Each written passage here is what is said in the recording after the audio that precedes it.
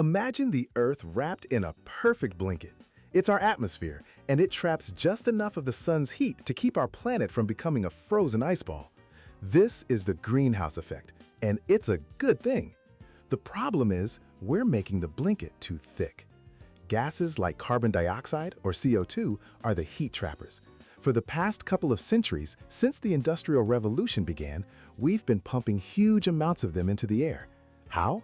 By burning fossil fuels. Think of coal, oil, and gas as ancient, buried carbon.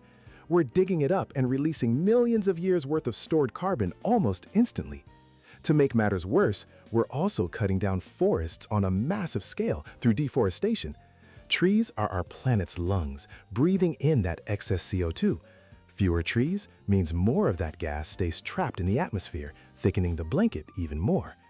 This extra heat is disrupting everything. It's melting the polar ice caps, causing sea levels to rise. It's fueling more intense storms, longer droughts, and changing habitats for countless species. This is global warming.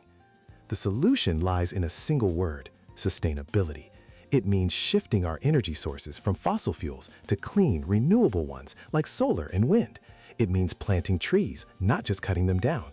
And it means being smarter about what we use, reducing, reusing, and recycling.